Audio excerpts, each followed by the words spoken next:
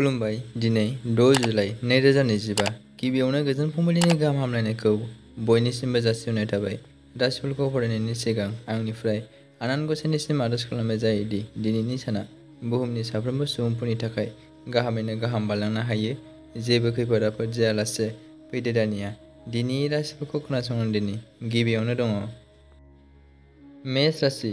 माबाफोर गाज्रि जेंनायाव गोग्लैबायनो हागौ, जेरैबो सांग्रां जानांगोन। मेष राशिनि खाफाल गोनां अनजिमाया 5। बृष राशि। जेरावबो सनमान मोनै जालांनो हागौ, गोसोआव गाज्रि मोननाय सोमजिनो हागौ, गोसोखौ हमथा।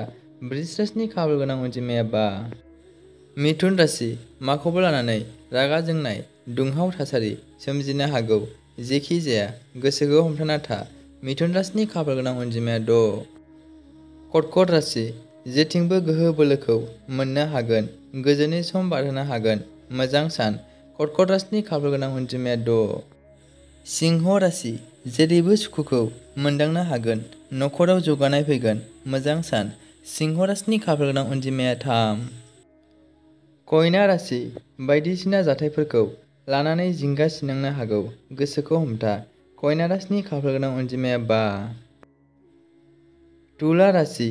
संसार जानायाव दावराव दावसिफोर जानो हागौ, सोरजोंबाफोर सोमोन्दो गावस्रालायनाय जानो हागौ। तुला राशिनि खाफाल गोनां अनजिमाया 2। वृश्चिक राशि।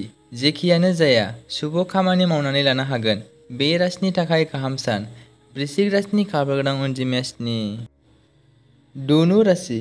नखराव मानिबा थाखाय गोजोननाय गैयै मोननो हागौ, जेखि जाया सान्थि मोननाय नङा। धनु राशिनि खाफाल गोनां अनजिमाया 2। मकर राशि।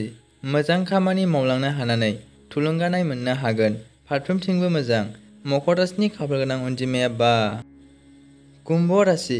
मानिबा थाखाय जिंगा सिनांनो हागौ, गोजोननाय गैयै सम बारहोगोन। कुम्भ राशिनि खाफाल गोनां अनजिमाया 3। मीन राशि। जेखि मावा फालांगियाव रांखावरि मुलाम्फा मोननो हागोन, गोजोन मोनगोन। मीन राशिनि खाफाल गोनां अनजिमाया 8। दिनैनि राशि फरायथिनाया एसेनोसै। गोजोन्थों।